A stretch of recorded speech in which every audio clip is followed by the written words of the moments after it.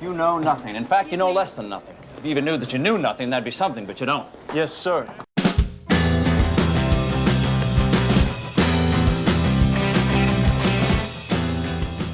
Hi everybody, welcome back to my channel. Thanks a lot for tuning in. A big thanks to the new subscribers and the old subscribers, clearly. Thank you for watching. This one is a video on non-fiction books. So I did do a video on history books a little while ago, and it kind of made me think, oh, there's some other non-fiction ones I can mention. So there's a whole variety of stuff in today's video. We've got some comedy stuff, some references to cartoonists. We've got some historical stuff, some philosophical stuff, books about art, the artist, some social commentary stuff, things about, we've got books about TV shows, and a few books on the Marx Brothers. So, just to kick off, let's have a subtitle. Knowledge is power. So, the books. This one is a book that any Spinal Tap fan would want to own. The Official Companion. It's really good. It's got a full biography of the band in it. It's got the whole script from the film in it. It's got loads of extra bits in it. If you do love the film, then you'll love this book. It's really good and clearly very funny. So, yeah, this is Spinal Tap, Official Companion. One louder. Why don't you just make 10 louder and make 10 be the top number and make that a little louder? These go to 11. So I'm a massive fan of Terry Gilliam, and this is my favourite book that I own from the Faber and Faber series of director books. So they've got like Scorsese on Scorsese, Burton on Burton, Levinson on Levinson, Cronenberg on Cronenberg, which I have. I've got a Burton one as well. All sorts of different directors have been tackled in this series, and Gilliam on Gilliam, Terry Gilliam. This book goes up to Fear and Loathing in Las Vegas, and it's got all of his early stuff. So some really good detail in there about his thoughts behind the co-writing of the scripts, or how he directed it, or how he came up with the original concept. So loads in there about the issues he had with Brazil as well. And working with Michael Palin on Time Bandits and all sorts of things like that. So, yeah, Terry Gilliam, the man's a genius, and this is a really good book. If you can find it, I don't know if it's still available, but Gilliam on Gilliam. And just check out that Faber and Faber series, because it's a really good series in general. They're all really good. So, I actually collect books about the animation industry, especially the old 40s and 50s cartoons of like the MGM cartoons, like Tex Avery and Tom and Jerry, and the Warner Brothers Looney Tunes cartoons. Got a real passionate interest in Looney Tunes stuff. So I find all that sort of stuff really fascinating, and obviously I'm clearly going to be interested in stuff like Max Fleischer and Disney as well. And you get all of these kind of details about the way these studios were built up and how they fared commercially, and how the businesses were developed in this really good book called Serious Business, which is the art and commerce of animation in America. So, as it says there, it goes right back to Max Fleischer and goes right up to Toy Story. So, I've read this for a number of years now, which is why clearly it stops there. But it's a really good book that puts an analytical light on the animation industry and its history. So, Serious Business, really good book. So, as I said in my intro, I was going to do a couple of art books. So, my favourite fine artist is René Magritte, and these Thames and Hudson World of Art books are really good, and there's a whole series of them. There's loads and loads of them, and I've had this book a long time, since I was about 16, which is a long time ago, and this René Magritte one is really cool. I had a full understanding of his thought processes and all of his best works in there. It's a really good book. Taschen would do similar books probably, but this is one that I've kept for a long time. And I also at the time bought this one, which is a general one. Look at that, it's a bit knackered. Try and keep that on there. It's a general one on Surrealism, and it covers the bit just before that with the Dadaists, and goes a little bit forward with some of the things that followed it. But the big chunk of the book is about the Surrealist movement, and yeah, all the Max Ernsts and Magritte and Dali, all those people that changed art in a quite significant way in the 20th century. So yeah, Surrealist art. It's a really good book. You know, sometimes in some of the, when this was first out, you'd see a whole rack of them with these very recognisable spines. So Thames and Hudson World of Art books. So honing in on a particular interest I've got, I'm a huge fan of the Marx Brothers, and if you were going to have one book about the Marx Brothers, I would recommend this one by Joe Adamson, who's also written some good books about animation. He wrote Tex Avery, King of Cartoons, which is a really good book about Tex Avery. So Groucho, Harpo, Chico, and sometimes Zeppo is the best account, I think, of their whole career. And it's not like rose-tinted glasses. There's some criticism in there. He does believe, quite rightly I think, that the later films are slight failures. The Big Store especially is not funny at all. Don't even bother seeing The Big Store. But there are the early Paramount films are the best ones. Groucho in particular was extremely fond of Night the Opera, and he felt like they were really doing some important work when they did Night the Opera and Data Races. But for me, Duck Soup's the pinnacle of their stuff, and Horse Feathers, Monkey Business, Animal Crackers, those Paramount films are their best films, I think. But absolutely legendary people, and it goes into their personalities as well. So it's not just looking at the films, but some of the really interesting things about their personalities, their background, and things like Chico's gambling habit, and the reason why they got their names, because I'm sure you all know that they're not their real names, and the way that Zeppo was a little bit disappointed because he kept playing the straight role, even though they all said that he was the funniest one in real life. Things like that. Really interesting book. Groucho, Harpo, Chico, sometimes Zeppo. And on that note, when I was going around all the bookshops looking for second-hand Marx Brothers books, I did come across this, which is a really nice find. This is the complete script of Date the Races. So there's lots of encyclopedias of Marx Brothers, and there's lots of things like there's one book called the Marx Brothers Scrapbook, when it's got stills from the films and dialogue bits and things like that, where this is a whole film. This is the whole script of Date the Races. So this is a really nice find. So you can see that. That'd be cool. It's a very funny script. But there's one last Marx Brothers one. This is such a great book. This is my favourite biography, and I think it's the only biography I've got in here. I've got some biographies, but don't read a lot of them. But Harpo Marx's book, Harpo Speaks, he was clearly the nicest one out of the brothers. They all said that. They all said he was a lovely man, very, very much a family man, but one of the greatest comedians and comic actors that's ever lived. Genuinely laugh out loud funny, just being natural. That's his horn on the cover. I love the cover. And his childhood's interesting. The Marx Brothers had quite a poor childhood, and some of the adventures he goes on when he's a kid are quite funny. And I'm not sure if you know the reason why his entire act was silent, but to cut a long story short, it's all down to a bad review. The first performance he ever did, the journalist took the piss out of his squeaky voice, so he never spoke again on film. So yeah, very sensitive guy, clearly. Harpo Marx. So yeah, Harpo Speaks is such a great book. Another book in the sort of the lighter end of these non-fiction books. I've also got a very strong interest in the Addams family, thanks to my interest in Charles Addams. And this is a really nice book that I found years ago. I've had this a long time, called The Adams Chronicles, and it has lots of details about how they made the show, and lots of different things about the actors and how the show was developed, and it's got an episode guide and all that kind of stuff. It's a really good book, and it's quite hard to find, I think. But you can see it secondhand. It's worth having because it covers a lot of what you want to know about the show, The Adams Family.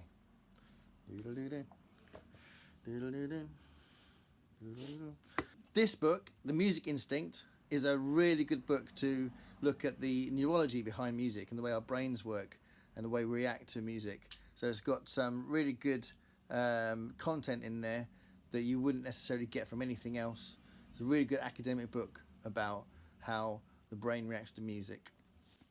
You'd have to have a very strong interest in music to read this one, because it looks at pitch in quite a lot of detail. It looks at timbre, the way that that can affect our brains, and it looks at rhythm, the fact that rhythm is such a natural part of the way we behave and think and the way that we react to rhythm. So it's a very academic book about music's effect on us, and it's a really good book, The Music Instinct, Philip Ball. There's lots of books like this out there, but this is one of my favourites. This is another book that could potentially be a textbook. You often find this in, this is an ex-library one that I found, but you often find this in reading lists for sociology and criminology and maybe cultural studies, those kind of things. But this is all about the mods and the rockers, the whole idea of subcultures. So if you're going to study subcultures, or if you've got interest in that kind of thing, then this is a really good account of those subcultures that happened in the 60s and their violent clashes, and the idea of identity and the way that we follow trends and the way that the media and the government reacted to them. And in general, it's got some good points to make about that whole subject of the moral panics that you find in society quite often. So there's lots of moral panics that happen through the years, and they change as the decades go on. But in the 60s, and in general, it's got some good points to make about that whole subject of the moral panics that you find in society quite often. So there's lots of moral panics that happen through the years, and they change as the decades go on. But in the 60s, the mods and the rockers were the kind of the rebels in the streets. This is another book related to music. I love this book. This is such an unusual book. So this is the history of noise. So the human history, so how humans have reacted to sound through the centuries. So this goes right back to Neanderthal man and the way that, and cavemen, and the way that reacted to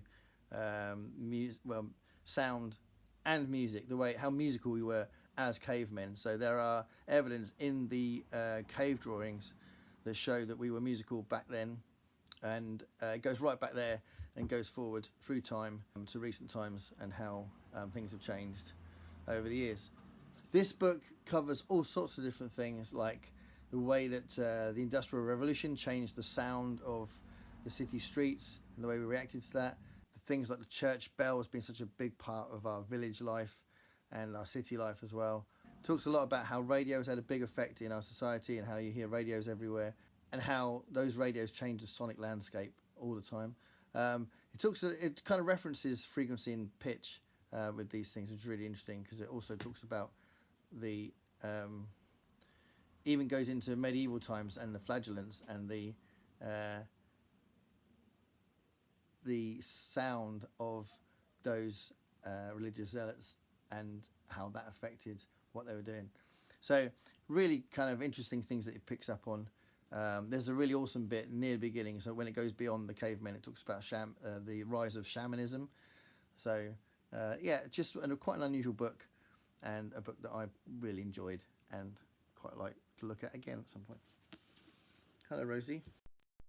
Meow meow meow meow meow meow meow meow meow meow meow meow meow meow meow meow meow. That was my cat. So this is an interesting book, The Secular Bible. This is for anybody who would have an interest in knowing more about how the Bible was created.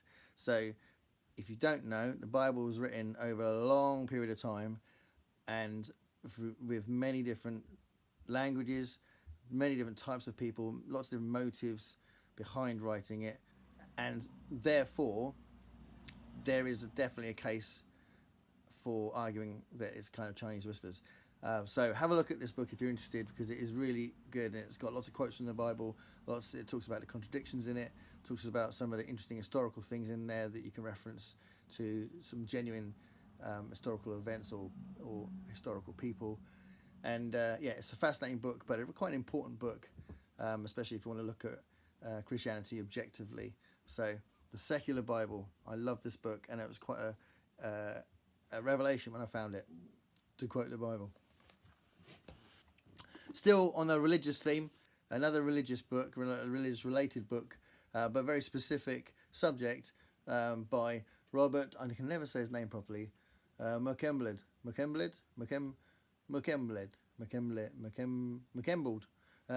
can't be Muchembled.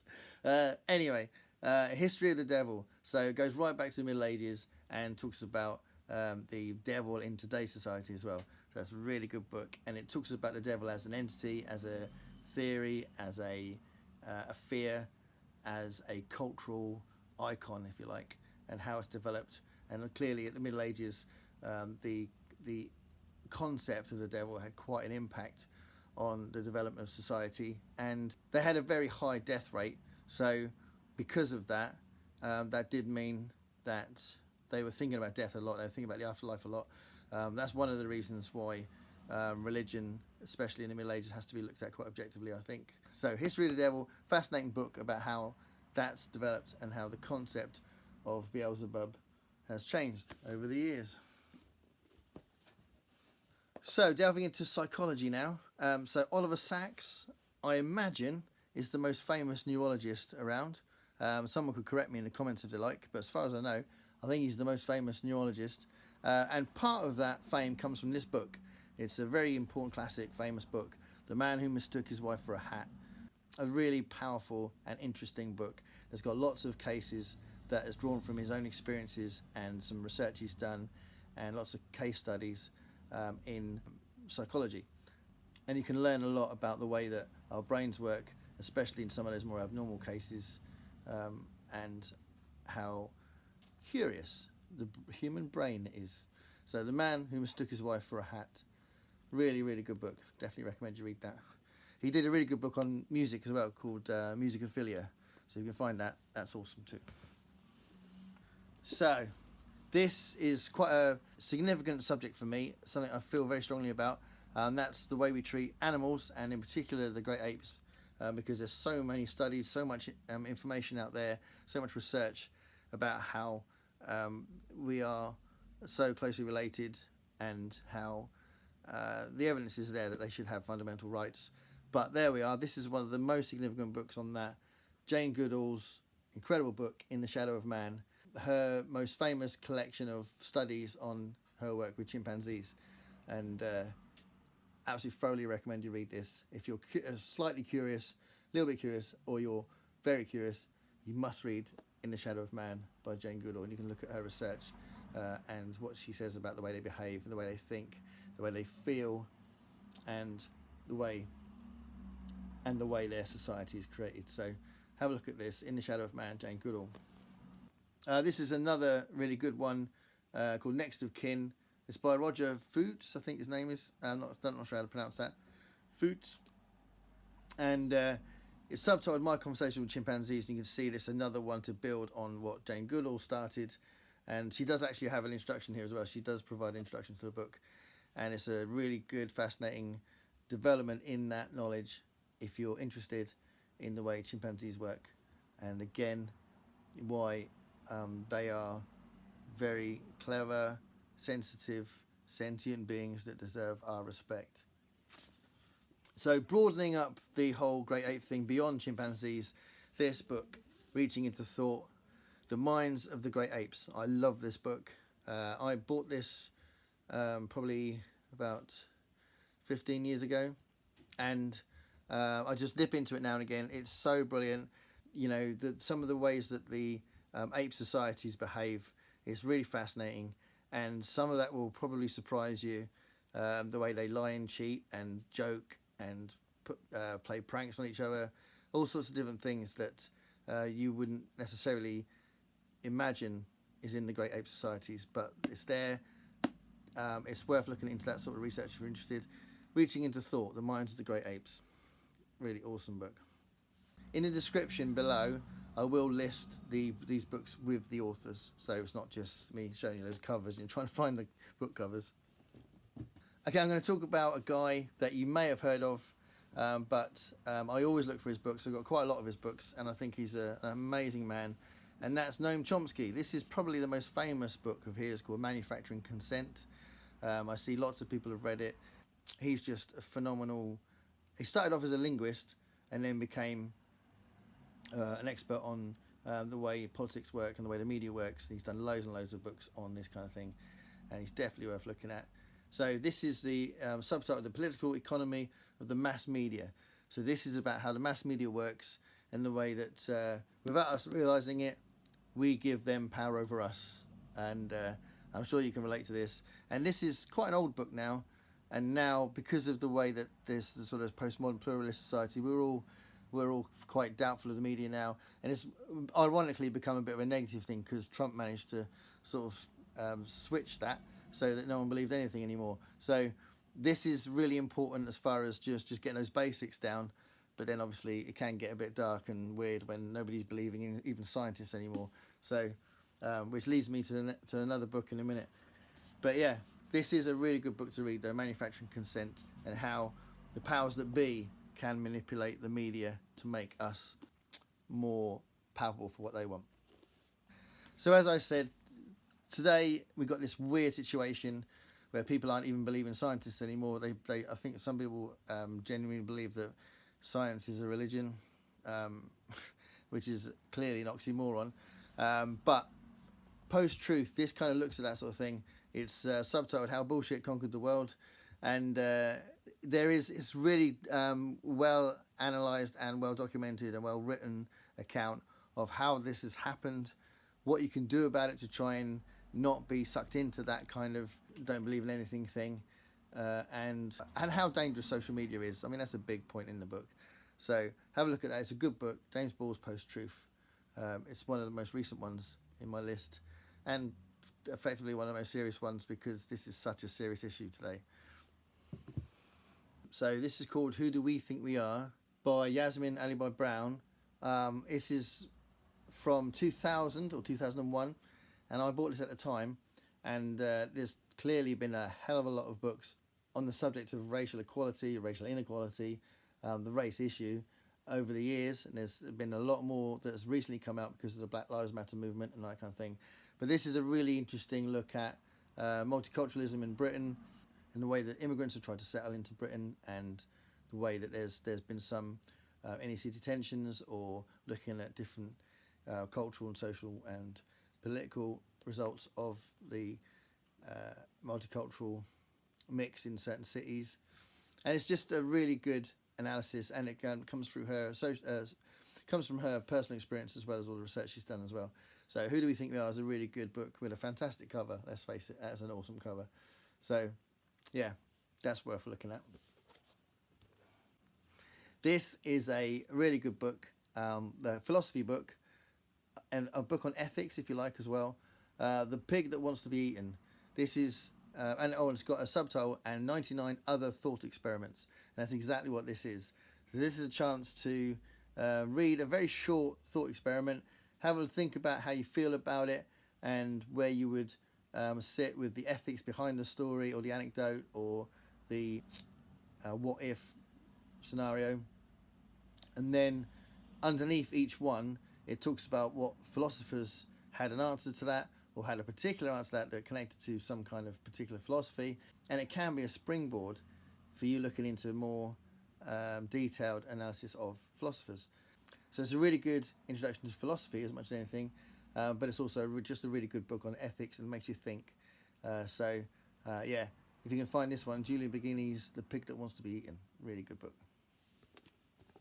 So I've got another music one. So this is, after all this philosophy and stuff, going back to music, The Philosophy of Life. This is a really good book called How Soon Is Now, famously a title of a really good song by the Smiths. This is written by Richard King, and it centres on the independent labels and the whole indie scene of the late 70s and 80s in Britain. So if just on the back here, it's got loads of references to the things that are covered. So a quick look there, and you can see that Rough Trade Records is there, Creation Records, Mute Records. You've got bands like My Bloody Valentine, Orange Juice, Cabaret Voltaire, Factory Records is there. Loads of really interesting things there, Buzzcocks. So it's really detailed, and it talks about how it all happened.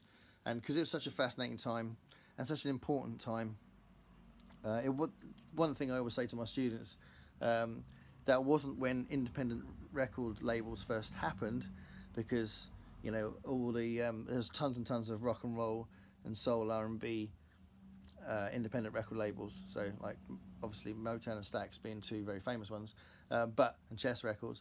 But this is so important because this created a huge palette of sounds that meant that anything goes, and anything that seems fresh now was probably done in the 80s by these guys. So yeah, Really interesting book that covers a lot of ground. It's a very big tome.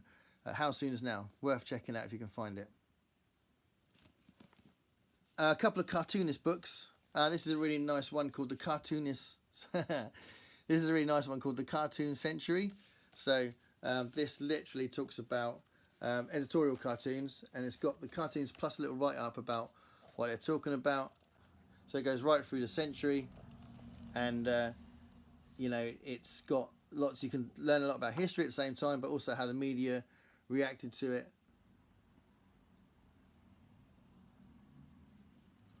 And essentially, a history of the 20th century through cartoons. So,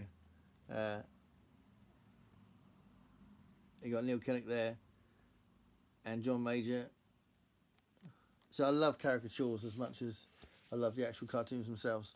So this centres on the British 20th century, so modern Britain, through the eyes of the editorial cartoonists.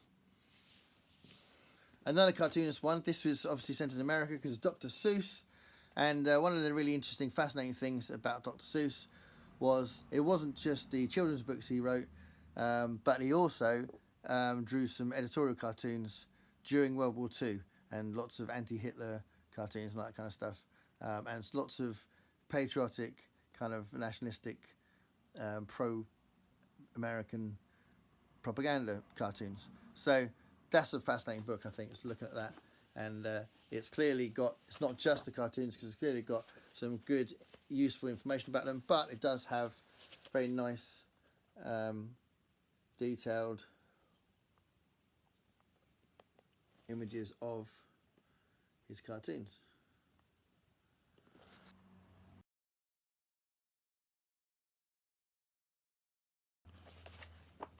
I think this book's fascinating just to know it's Dr. Seuss as much as anything else.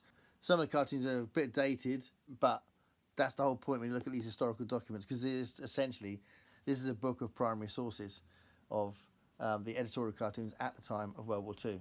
So some of the caricatures are a little bit... Oh my God. So some of the caricatures you wouldn't draw now, but that's not the point. That's, you know, that's the whole reason why you would look at these things. Okay, so I've mentioned the Twilight Zone in a number of my videos, I think, and this is the Twilight Zone Companion by Mark Scott Zachary, who's also got his own YouTube channel called Mr. Sci-Fi, and he's been doing his own, I think, self-funded TV program, I think, on the channel, from what I gather. But this book is so brilliant. If you're interested in the Twilight Zone, I couldn't recommend this enough. It's got loads and loads of information in there, loads of detailed information about the episodes. It's got a commentary about what happens, and then his thoughts about whether or not it was a strong or weak episode. I don't agree with everything he said there, but why would I? There's like hundreds of episodes to read about, and it's just an absolutely brilliant book. It's one of the oldest books I own, actually, and it's one of my treasured books. So, yeah, I would absolutely recommend this if you're interested in Twilight Zone. I've got lots of books about the Muppets and Jim Henson because I just... you know, very, really important to me, all that sort of stuff. And this is a really nice book that's worth checking out. I was so pleased they wrote this when they did. So, The Complete History of Sesame Street Gang. So Michael Davis has done loads of research about how it started, how it developed, how the meaning behind starting the show developed into a much wider thing, and how it got international, and how they honed in on what they wanted to do with the show and make it the best they could, how the Muppets worked on the show. There's loads of information in there, and it's just a really good, full, comprehensive account of Sesame Street. And then the last one, there's quite a lot of books, wasn't it, today? The last one, this is definitely one of my oldest books. It's one of my most treasured books. I absolutely love this book. I think it's hilarious and fascinating. And it's by Neil Gaiman. It's by a young Neil Gaiman and a young Kim Newman. It's one of the first things they did, I think. So they were doing kind of contributions to comics and things at the time. I'm not sure if Neil Gaiman had started doing Sandman at this point. It's this early. I should have asked him. I met him and I told him I had this book, and he couldn't believe it. It was like, what? You've got that book? That goes back a while. He was saying it was a really nice, friendly man when I went to a signing after a big talk he did on the ocean at the end of the lane. Anyway, this is such a good book. If you can find it, get it. It's a book of science fiction quotations, as it says there. And the first half of the book is literature, and the second half of the book is movies. And it's got, like, the literature bit's got some, like a chapter on really badly written descriptions. It's got a chapter on typos. It's got, you know, it's got all sorts of things in the literature bit. And the movies bit, it's got some great sort of examples of bad dialogue, lots of examples of bizarre dialogue. And the end bit of the book has got authors writing about other authors. It's just a really nice collection of quotes from different angles about science fiction. So, ghastly beyond belief, sterilise yourself with fear. I wanted to end with this because it's my favourite non-fiction book, basically. And, yeah, if you can see it, get it. So that's it. So thanks a lot for watching. And if you like what I've been doing, please subscribe and make a comment. And if you know any of those books and you'd like to tell me what you think of them, that'd be awesome. So goodbye from me, goodbye from Animal, goodbye from Kate. See you later.